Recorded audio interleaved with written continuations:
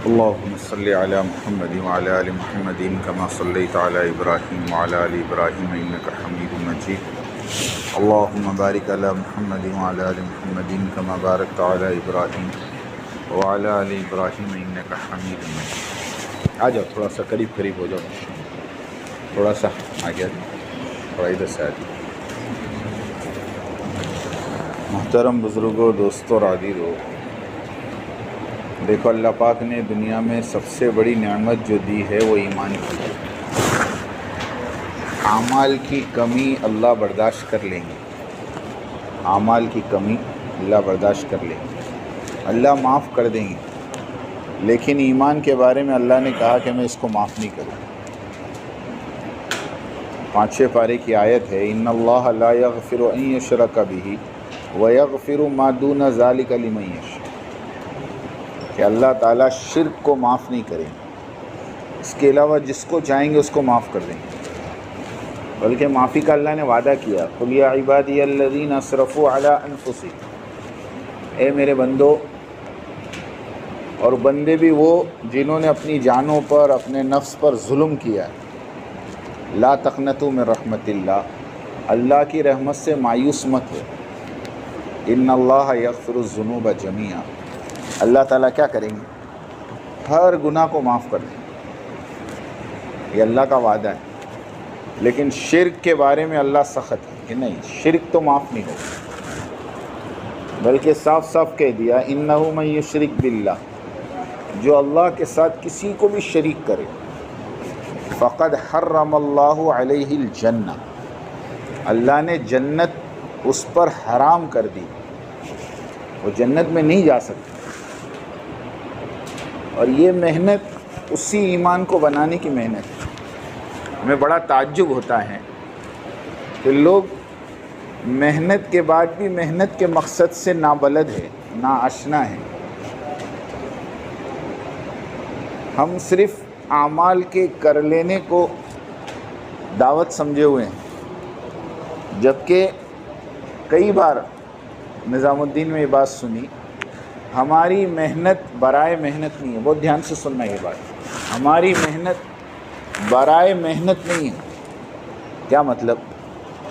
کہ صرف محنت کرتے رہو کرتے رہو کرتے رہو، یہ ہمارا مقصد نہیں ہے. ہماری محنت برائے مقصد ہے، اور ان مقاصد میں سب سے پہلا مقصد یہ ہے کہ کام کرنے والا کام کرتے کرتے، سننا، کام کرنے والا کام کرتے کرتے اللہ سے قریب ہوتا جاویں، اور اللہ سے اپنا تعلق ایسا بناتا جاویں کہ خود اللہ اس کو اسباب کی دنیا میں رکھنا پسند نہ کرے. یہ حضرت معین صاحب رحمۃ اللہ علیہ فرماتے تھے. لوگ 4 مہینے لگانے کے بعد یوں سمجھتے ہیں کہ اللہ کرتے ہیں، اسباب کو چھوڑ دیتے ہیں. کہا یہ راستہ غلط ہے. راستہ یہ ہے کہ تم محنت کرتے چلے جاؤ اور اسباب کا یقین دلوں سے نکالتے چلے جاؤ. جس دن تم ایمان کی اس چوٹی پر پہنچ جاؤ گے، قسم خدا کی اللہ خود تمہیں ان اسباب کی دنیا سے کھینچ لے. ہماری محنت کا مقصد ہی ہے. حضرت معاشر رحمۃ اللہ علیہ کے جو بیانات پڑھنے کو حضرت جی بار بار کہہ رہے ہیں، اس کی وجہ یہ ہے کہ جب تک آپ معاشر رحمۃ اللہ علیہ کے بیانات کو پڑھو گے نہیں، تب تک ایمان سمجھ میں نہیں آئے گا. میں تو صاف کہتا ہوں، اگر غلط ہے تو اللہ مجھے معاف کر دیں. عجیب باتیں ہیں، اور حضرت عجیب انداز میں سمجھاتے تھے، اور ان بیانات کو 1 بار 2 بار نہیں، کئی بار پڑھنے کے بعد بیانات سمجھ میں آتے ہیں کہ کیا کہنا چاہ رہے ہیں حضرت. اور صاف انداز میں حضرت نے فرمایا کہ دیکھو، ایک محنت وہ ہے جو مشاہدے والی ہے، اور ایک محنت وہ ہے جو انبیاء لے کر آئے. سننا، بڑی پیاری بات ہے. ایک محنت وہ ہے جو مشاہدے والی ہے، اور ایک محنت وہ ہے جو اللہ کے نبی لے کر آئے. ہر انبیاء کی محنت. فرمایا مشاہدے والی محنت یہ ہے، اور مشاہدے والی لائن یہ ہے کہ تم محنت کرو مال کی، محنت کرو مال کی، کہ مال کے پیچھے محنت کرو اور مالدار بنو. مال کے پیچھے محنت کر کے مالدار بنو. اور ان مال سے چیزیں خریدو اور ان چیزوں کے ذریعے سے اپنی زندگیوں کو کامیاب کرو.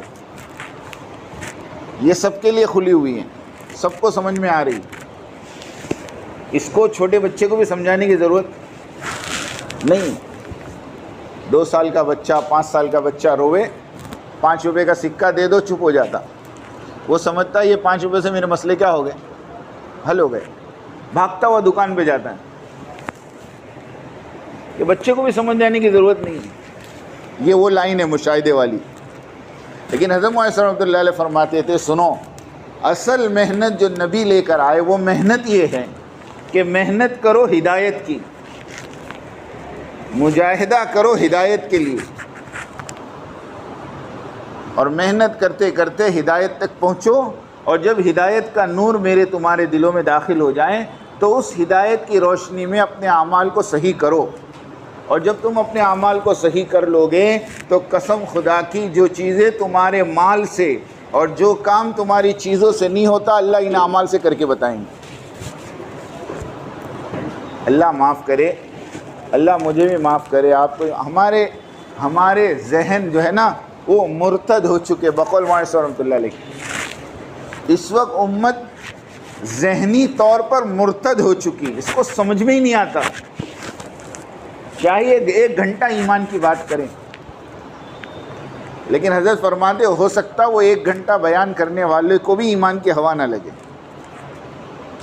کیونکہ حقیقت ہے یہ کہ جب تک اس دلوں کے اندر سے اللہ کے غیر کا یقین نکلے گا نہیں, اللہ کا یقین دلوں میں آوے گا نہیں. پکی بات کہہ رہا میں, لا الہ پہلے ہیں اور الا اللہ بعد میں ہیں. پہلے نکالنا ہے, نہیں کوئی معبود, نہیں کوئی سبب, کسی سے کچھ نہیں ہوتا. ہمارے بابا آئے تھے ابھی اجتماع میں, بابا سیف اللہ صاحب کہہ رہے تھے اسباب کا اختیار کرنا سنت اور اسباب کا یقین شرک. عجیب بات فرمائی. مجھے کہنے لگے بیٹا بتا زکوٰۃ کس پہ فرض ہوتی؟ میں نے کہا مالدار پر. کہا ہٹ, مالدار پہ نہیں, منافق. میں نے کہا حضرت کیا کہہ رہے آپ؟ کہا ہاں جو ایمان والا وہ مال جمع کرے, وہ تو خرچ کرے. عجیب جملہ کہہ رہے کہ دلوں میں سب سے پہلے اس بات کو بٹھانا کہ یہ ساری چیزیں مخلوق ہیں, کچھ نہیں ہوتا. حضرت فرماتے تھے جب دلوں سے اسباب کے یقین کو نکالو گے قسم خدا کی اللہ دنیا کے سارے اسباب تمہارے قدموں کے نیچے ڈالیں گے. ہاں, بغیر پیسوں کے, بغیر محنت کے پیسہ اور بغیر پیسوں کی چیزیں اور بغیر چیزوں کا زندگیوں کا بننا قسم خدا کی اللہ ان دنیا کی آنکھوں سے تمہیں دکھائیں گے. کہتے تھے امت 3 دھوکے کا شکار ہے. وہ سمجھ رہی بغیر محنت کے پیسہ نہیں ملتا اور بغیر پیسوں کی چیزیں نہیں ملتی اور بغیر چیزوں کے آدمی کامیاب نہیں ہوتا. یہ 3 بڑے بڑے دھوکے, ان دھوکے سے نکالنے کے لیے تبلیغ ہیں کہ ذہنوں میں سے دلوں میں سے اس بات کا یقین نکال دو.